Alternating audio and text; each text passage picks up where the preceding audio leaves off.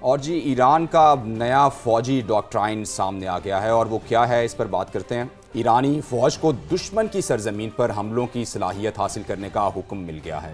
پاسداران انقلاب کے سینئر مشیر بریگیڈیئر جنرل رضا نقدی کا انٹرویو، انہوں نے یہ کہا کہ ایران کو اس قابل ہونا چاہیے کہ دشمن کے علاقے تک جنگ کو لے جا سکے۔ یہ ایک اہم نوعیت کی خبر ہے، اسے کہا جا سکتا ہے، چونکہ اس سے پہلے ہم نے دیکھا کہ امریکہ تک تو ظاہر ہے ایران پہنچ نہیں سکتا تھا، اور اب وہ یہ حکم دے دیا گیا ہے کہ کسی طرح بھی یہ صلاحیت پیدا کی جائے کہ دشمن ملک جو آپ پہ ڈائریکٹ حملے کر رہا ہے، آپ بھی اس پر ڈائریکٹ حملے کر سکیں۔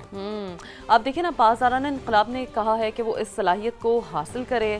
امریکہ کی جانب سے ایٹمی ہتھیار استعمال کرنے کی کوششوں پر بھی سخت رد عمل کی دھمکی دے دی ہے۔ کہا کہ واشنگٹن نے ایسا کرنے کی کوشش کی تو دنیا بھر میں جو موجود امریکی فوجی اڈے ہیں وہ قبضے میں لے لیے جائیں گے۔ یعنی کہ ایون ان دس سینیریو بھی ہم دیکھ رہے ہیں کہ یہ ظاہر سی بات ہے، جو نیریٹیوز کا، جو جملوں کا تبادلہ ہے سخت لہجوں کا، وہ ہمیں پھر بھی دیکھنے کو مل رہا ہے، کیونکہ اگین ہم ہمیشہ یہی بات کرتے ہیں کہ امریکہ ایران سچویشن اتنی زیادہ ہم دیکھتے ہیں کہ ٹینس کبھی کبھار ہو جاتی ہے کہ سم ٹائمز یو سی کہ واو دیر از اے گیٹ وے ٹورڈز پیس، ٹھیک ہے، کہ ابھی آپ کے پاس چیزیں اسٹیبلش ہو جائیں گی، اینڈ سم ٹائمز آپ کو ایسا لگتا ہے وہاں پر ایک امریکی صدر ڈونلڈ ٹرمپ بیان دیتے ہیں اور جس پر ایک رد عمل سامنے آتا ہے کہ سچویشن پھر سے ٹینس ہونا شروع ہو رہی ہے۔ اب ظاہر ہے اب ایران کی جانب سے جب جواب تو آیا ہے، ٹھیک ہے، یہ ایک اسٹیٹمنٹ ان کی جانب سے آیا، تو اب لیٹس سی، ذرا دیکھتے ہیں امریکی صدر ڈونلڈ ٹرمپ کیا کہتے ہیں۔ وہ یہ کہہ رہے ہیں کہ ایران اب مشرق وسطیٰ کا بدمعاش نہیں رہا۔ یہ ان کی جانب سے کہا جا رہا ہے کہ پاسداران انقلاب ختم، سپاہیوں کو تنخواہیں نہیں مل رہی، بحریہ اور فضائیہ بھی تباہ ہو چکی ہے، ہماری ناکہ بندی آہنی دیوار ثابت ہو رہی ہے۔ صدر ٹرمپ نے سوشل میڈیا کی ایک پوسٹ جو کہ آپ لوگوں کی اسکرین پہ بھی ویزیبل ہے، اس پہ آپ دیکھ سکتے ہیں کہ لکھا ہے کہ ایرانی قیادت بے یقینی کا شکار ہے، ان کے پاس پیسہ نہیں ہے، مہنگائی کی شرح 300% تک جا پہنچی ہے۔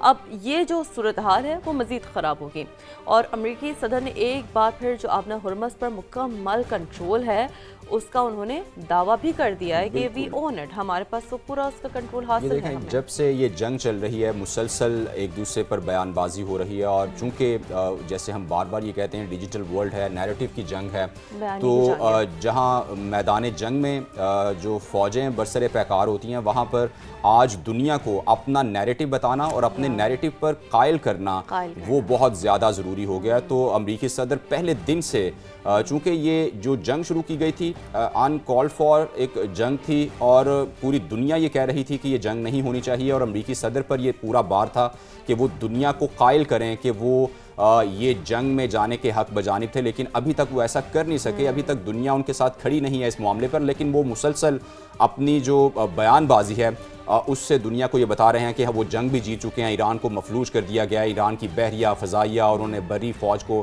انہوں نے ختم کر دیا۔ تو یہ ساری انہوں نے مزید کیا کہا ہے، وہ یہ کہتے ہیں جی بحری گزرگاہ پر امریکی کنٹرول برقرار رکھا جائے گا۔ وہ مسلسل یہ دعویٰ کر رہے ہیں۔ وائٹ ہاؤس حکام کے مطابق صدر ٹرمپ کے پاس ایران پر دباؤ ڈالنے کے لیے متعدد آپشنز موجود ہیں، آنے والے مہینوں میں مزید اقدامات بھی کیے جا سکتے ہیں۔ تو یہ مسلسل کہا جا رہا ہے کہ کچھ نہ کچھ ایسا ہم نے رکھا ہوا ہے کہ ہم وہ نیا بھی کوئی حملہ کر سکتے ہیں، یہ نیا سرپرائز ایک جیسے دے سکتے ہیں۔ اچھا، یہ تو معظم آپ نے جو بات کہی ہے وہ تو امریکی صدر ہے ڈونلڈ ٹرمپ جو ایران کے بارے میں کیا رائے رکھتے ہیں۔ اب ہم آپ کو بتاتے ہیں کہ وہاں خود کیا ہو رہا ہے، وائٹ ہاؤس میں کیا ہو رہا ہے۔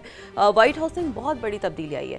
پریس سیکریٹری کیرولائن لیوٹ عہدے سے مستعفی ہو گئی ہیں، اور سوشل میڈیا پر پیغام میں کیرولائن لیوٹ نے کہا کہ ماں بننے کے بعد وائٹ ہاؤس میں ذمہ داریوں سے انصاف نہیں کر پا رہی اور بچوں کو وقت دینا چاہتی ہوں۔ صدر ٹرمپ نے سوشل میڈیا پر کیرولائن لیوٹ کی خدمات کو سراہا اور انہیں ریپبلکن پارٹی میں اپنی مشیر مقرر کر دیا۔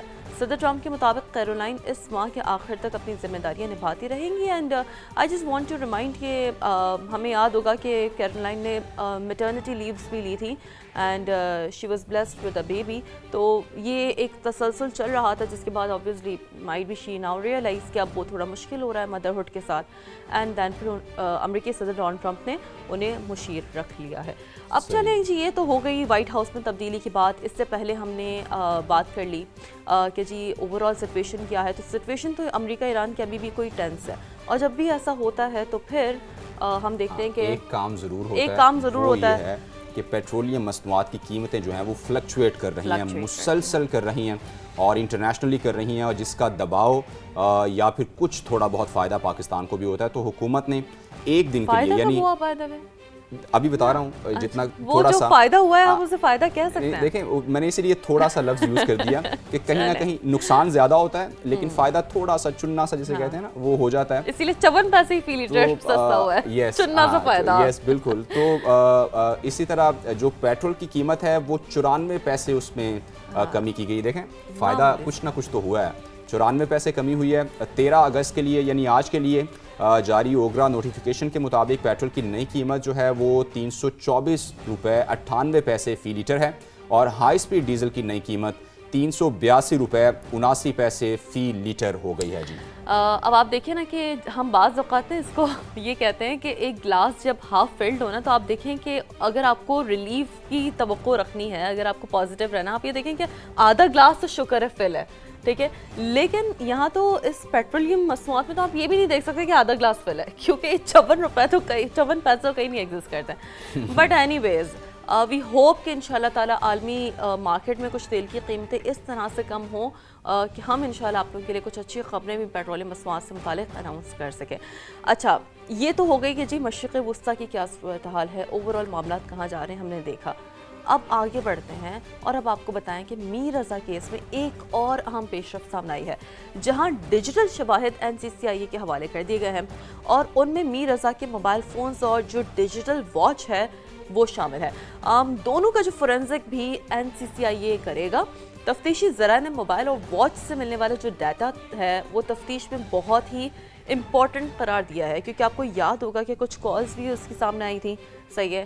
And obviously like we all know کہ آپ کا موبائل اور آپ کی جو واچ ہے وہ تو بیسک ہے نا، کہ مطلب اس میں آپ کے سارے کمیونیکیشن سینٹرک چیزیں بھی چل رہی ہوتی ہے and then you come across کہ آپ کے ٹرانزیکشن ریکارڈز کیا ہیں، باقی ساری چیزیں. تو یہ بہت امپورٹنٹ. میں آپ کو بتاؤں کہ اب جو ہے یہ معاملہ حل کی طرف جائے گا، چونکہ یہ دونوں جو ڈیجیٹل چیزیں ہیں اس سے یہ پتہ چلے گا کہ آپ کے کن سے رابطے رہے، کن لوگوں سے آپ کیا بات کر رہے تھے. اور یہ دیکھیں کیسز میں یا تفتیش میں کڑیاں جوڑنی ہوتی ہیں آپ نے، اور خاص کر کے جو مرڈر کیسز ہیں اس میں آپ نے لنکس کرنی ہے ساری چیزوں کو. اور جب آپ کا یہ پتہ چلے گا کہ یہ بندہ مرنے سے پہلے یا مرڈر ہونے سے پہلے کس کس بندے سے رابطے میں تھا، کس کس بندے سے بات کر رہا تھا اور کیا ایکچوئل بات ہو رہی تھی، کیا کسی نے اس میں کسی تھریٹ کا اسے کوئی دیا گیا یا پھر اس نے کوئی ایسی بات کی جو الٹیمیٹلی اس کا نتیجہ اس کی موت کی صورت میں نکلا. تو اب جو ہے جو کہ بہت دیر بعد یہ ہو رہا ہے، یہ بہت پہلے ہو جانا چاہیے تھا لیکن خیر دیر آئے درست آئے. تو اب یہ کیس جو ہے یہ حل ہونے کی طرف جائے گا. تو والدین کی موجودگی میں موبائل فونز اور ڈیجیٹل واچ تحقیقاتی حکام کے حوالے کر دی گئی ہیں. اور دوسری جانب میر رضا کیس میں پہلی بڑی کارروائی بھی سامنے آئی ہے، جہاں پہلا پوسٹ مارٹم کرنے والے جناح اسپتال کے میڈیکو لیگل افسر ڈاکٹر اسامہ کو عہدے سے ہٹا دیا گیا ہے. شواہد چھپانے یا کسی کو بچانے کے لیے غلط رپورٹ بنائی، رپورٹ میں غلطی ہوئی یا سنگین غفلت ہوئی. انکوائری کمیٹی کے سامنے کئی سوالوں کے انہوں نے جواب دینے ہیں. ڈیفینیٹلی وہ آنسریبل ہیں کہ وہ جو اگر پوسٹ مارٹم رپورٹ دوسری ٹھیک آتی ہے، حالانکہ پہلی رپورٹ میں سارے شواہد جو آج ہمیں پتہ چلے ہیں وہ سارے پہلی رپورٹ میں آ جانے چاہیے تھے. تو کوئی بھی جو میڈیکو لیگل افسر ہے یہ ایسا نہیں ہو سکتا کہ اس سے اتنی بڑی